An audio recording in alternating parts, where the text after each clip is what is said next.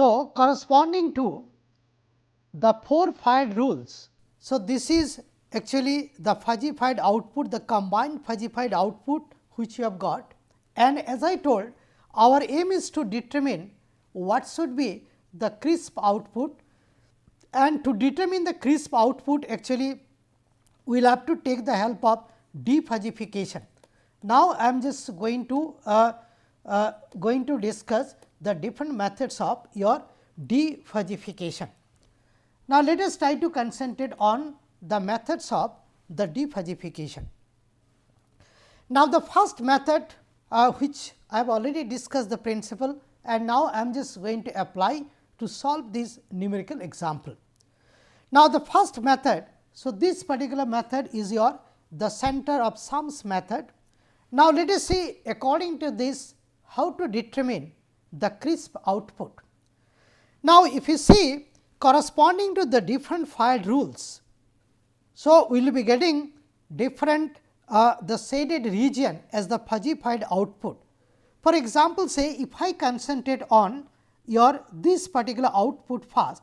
So, this particular output first, this corresponds to a particular the fired rule, and this shaded portion I have just drawn it here. And what is our aim? Our aim is to find out like what should be the area of this particular shaded portion and where the should be the center of area. Now, this is very simple. Now, to find out the area and center of area, you can do it in different ways. Now, one of the very simplest way could be something like this. For example, say I have got, so this type of say truncated area. So, this type of truncated area I have got. Okay. Now, how to find out the area and center of area? It is very simple.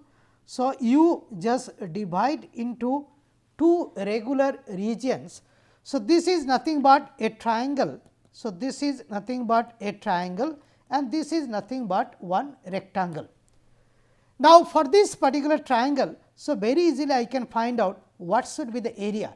Now, if I know this particular dimension is say A, and if I know this particular dimension is say B, so the area, this is A 1. So, this is A 1 is nothing but half into A into B, and where will be the center of area?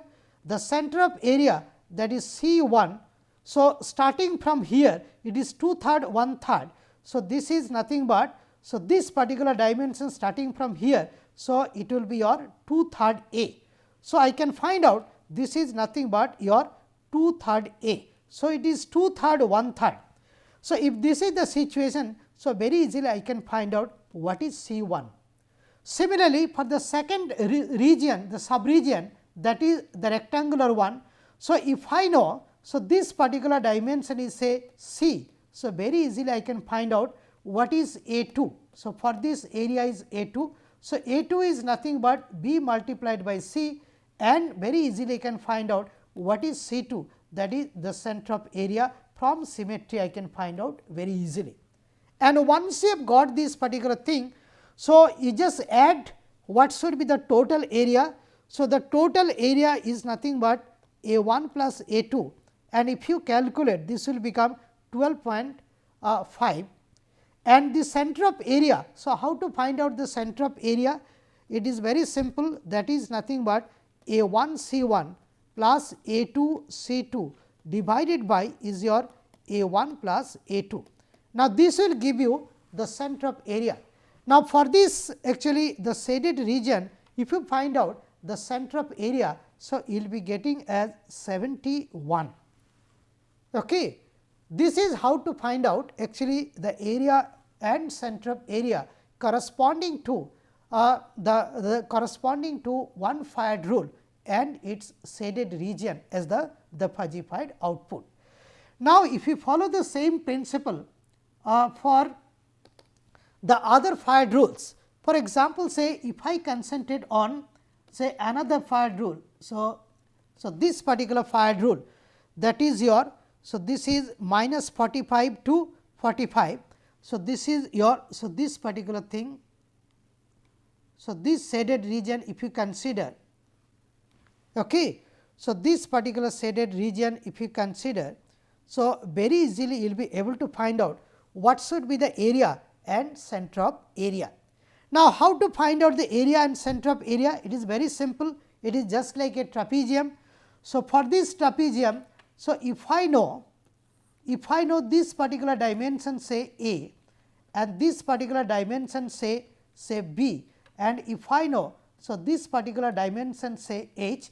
So, very easily I can find out this area is nothing but half into A plus B multiplied by your H. So, this is nothing but the area, and if you calculate, so you will be getting this as the area. And how to find out the center of area? From actually it is symmetric, it is, so I can find out the center of area if it is minus 45 and if it is plus 45. So, the center of area should pass through 0. So, this is the way actually we can find out the area and center of area. The same method you can also adopt for this. Now, if you just do it here, so what you can do is your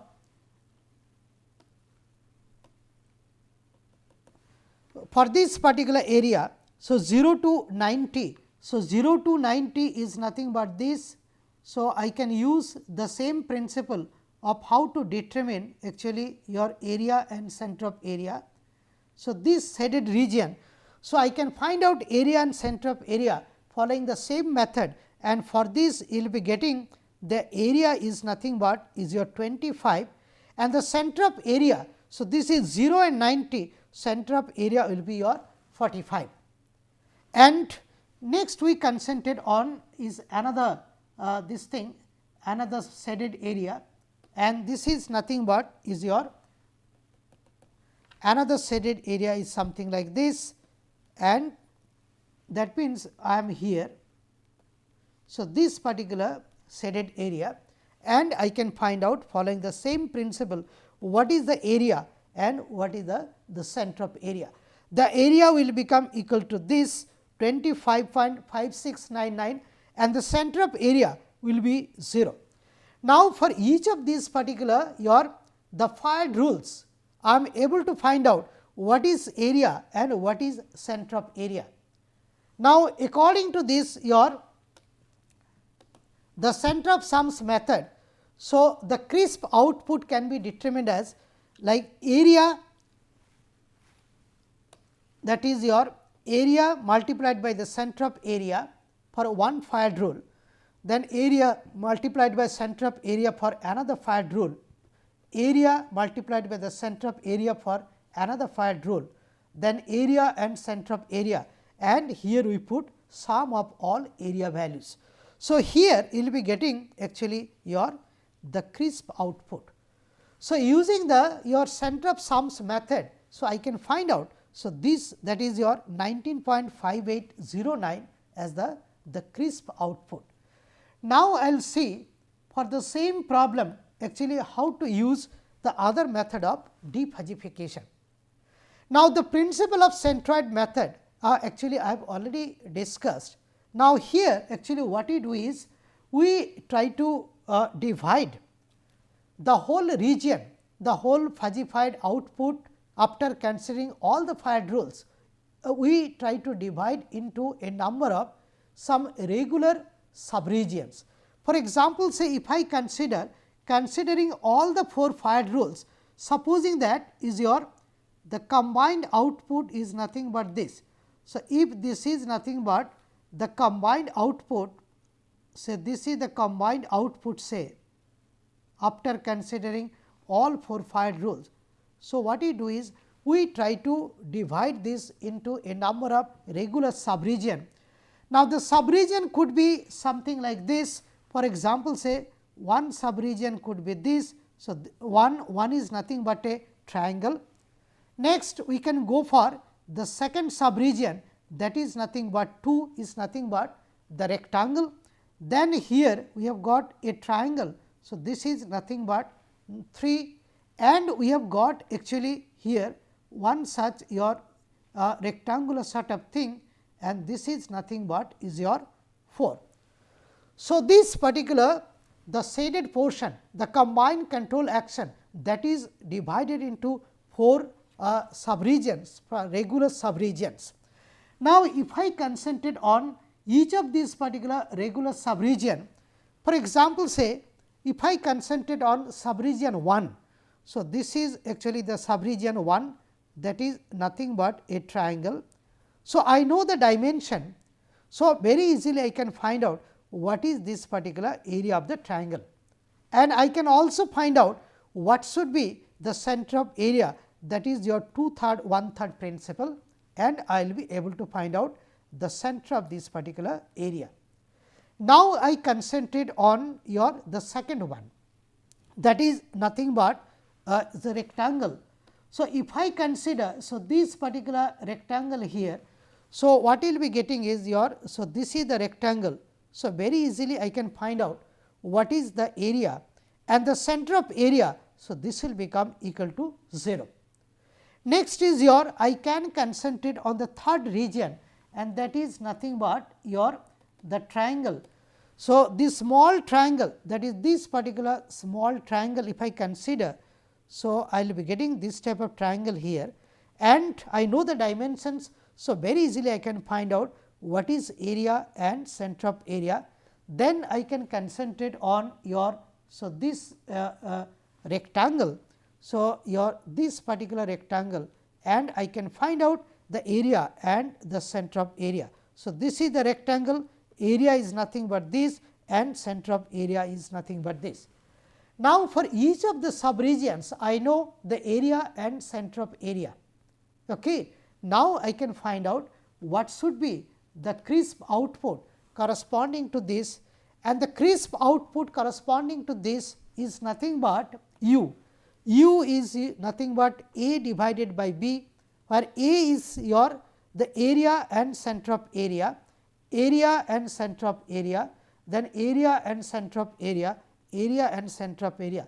There are 4 regular subregions, and here we add all the area values, and if you just calculate A divided by B, so you will be getting the crisp value, that is nothing but 19.4450. So, this is nothing but the crisp output of this particular corresponding to the Ford fired rules. So, this is the way actually you can find out the crisp output using the centroid method.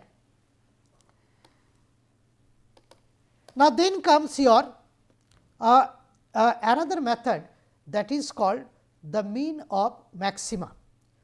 Now, the principle of this particular mean of maxima I have already discussed. Now, let us see how to use the same principle to find out the crisp output.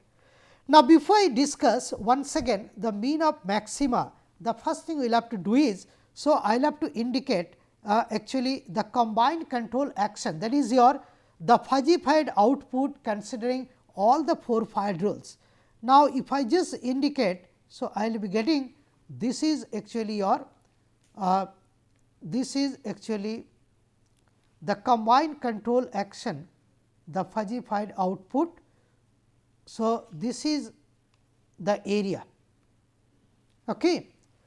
Now, what we do is, so we start from here and we increase this particular variable in this particular direction, and we try to find out. So, corresponding to this we try to find out the mu, corresponding to this we try to find out mu, here we try to find out mu, we try to find out mu. So, we can find out that the mu is going to vary, or it may remain constant for different values for this particular deviation angle. Now, if I just look into this, so there is a possibility that you will be getting a range for the deviation. The range is something like this. So, this particular range corresponding to which actually you will be getting the maximum value for this mu. So, starting from here up to this, the mu is something like this, that will remain constant, and we are able to reach the maximum value for this particular mu, and if you calculate for this problem, this will become equal to 0.6571. Now, here actually what you can do is, So, I can identify the range for the deviation corresponding to which I am getting the maximum value for this particular the mu, and that particular range starts from here and it will end here. So, this is nothing but actually range where we are getting the maximum value for this particular membership, that is mu.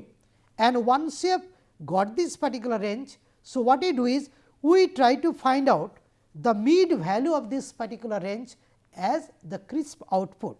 For example, say here we are getting the one value for the range is your minus 15.4305 degrees, and the maximum range which you have got, maximum value of the range 15.4305 degree, and its mid value is nothing but 0. So, your the crisp value is nothing but 0. So, using the mean of maxima, so I will be getting your the crisp value, and that is equal to 0. Now, you see the problem. Now, using the three different methods of your defuzzification. In the first method, we have got the crisp value for the same set of inputs as 19.5809, and using this particular the centroid method. So, what we have got is the crisp value is something like this. So, this is actually the crisp value corresponding to the centroid method, and then using this the mean of maxima method, actually I am getting so this crisp value, and that is nothing but 0. So, even the inputs are the same. So, by using the three different methods of the defuzzification, so I am getting three different values. Now, my question is which one to be believed and which one is the most accurate? The answer is you can believe any one, okay, and you can carry out the optimization, because ultimately if you want to utilize so this fuzzy reasoning tool or the fuzzy logic controller, the main thing which you will have to do is you will have to find out what should be the optimal knowledge base. Now, how to find out the optimal knowledge base I have not yet discussed, I will be discussing in details. Now, this knowledge base consists of your database and the rule base, and using this particular any of the methods of defuzzification. So, I will be getting the output, and based on that particular output I am just going to use some optimizer, and with the help of training scenario I am just going to develop what should be my optimal knowledge base, that is the optimal database and optimal rule base. Now, once you have got that particular the knowledge base, the optimal knowledge base, your fuzzy reasoning tool is going to perform in a very nice way, in a very good way, and it does not depend on which method of defuzzification you have used. You can either use the center of sums method, or you can use the centroid method or the mean of maxima method, any one you can use, and you can find out what should be the optimal knowledge base, that is the optimal database and the rule base, so that this fuzzy reasoning tool can perform in the optimal sense for any set of input parameters. Now, here I just want to compare these three methods of defuzzification once again in terms of computational complexity. Now, this I have already discussed in my last lecture, but once again I just want to mention that in terms of computational complexity, mean of maxima method is the fastest, because in center of sums method or centroid method, so you will have to calculate area and center of area, which is computationally very expensive, particularly if you consider the nonlinear distribution of this membership. Now, if we consider the nonlinear distribution, for example, say if I consider say Gaussian, or if I consider say the bell shaped membership function distribution, and if I have to find out what should be the area and center of area for example, corresponding to the mu, supposing that I am getting, so this as the area. So, determining this particular area, so we will have to take the help of your integration, and you know that integration is computationally very expensive, and that is why it is better to use the mean of maxima, because it does not calculate the area or the center of area, but still it can find out actually your one Chris value, and using this particular Chris value. So, you can carry out some sort of training or some sort of optimization for the fuzzy reasoning tool, so that we can find out the database and the rule base. And once you have got this particular the optimal knowledge base for the fuzzy reasoning tool, now we are in a position to use this fuzzy reasoning tool online, because once the training is obtained, once it is trained rather, now the computational complexity is not a problem, and within a fraction of second using the fuzzy reasoning tool, you will be getting the output for a set of inputs. So, this is the way actually the Mamdani approach works, but as I told that this particular approach is having some problem. It has got some merits and demerits. This I have already discussed, but once again let me repeat little bit. Now, for this Mamdani approach, actually if you see, so it has got very good interpretability, this I have already mentioned. Now, that means if you read this particular rule, so very easily you can find out what should be the control action. That means it has got very good interpretability, but the problem is actually the accuracy. Now, if we want to get more accuracy in Mamdani approach, so what you will have to do is, so you will have to use large number of linguistic terms. Let me take a very simple example. Now, supposing that I am just going to develop one Mamdani approach having 2 inputs and 1 output. So, I 1 and I 2 are the inputs and output is nothing but O. Now, if I use say 4 linguistic terms for I 1 and 4 linguistic terms for I 2. So, I will be getting 4 multiplied by 4, that is 16 rules. Now, similarly, if I consider say 5 linguistic terms for I 1, 5 for your I 2. So, I will be getting say 25 rules.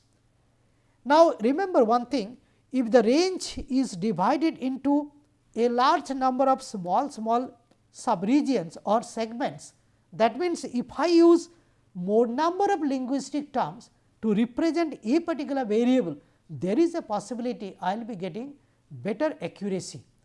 Now, if I use more number of linguistic terms, for example, for I 1, if I use say 10 linguistic terms, and for I 2 if I use say 10 linguistic terms, so I will have say 100 rules. Now, so if I need more accuracy, so the number of rules is going to increase, and if the number of rules increases, what will happen to the computational complexity? That is also going to increase. That means, in Mamdani approach, I may get slightly better accuracy or the precision, but at the cost of more computation, and which is also not desirable. So, as I told that Mamdani approach has got both merits as well as demerits. Now, in the next lecture, I will be discussing another method in which you will see that interpretability may not be so much good, but accuracy could be better. That I will be discussing in the next lecture. Thank you.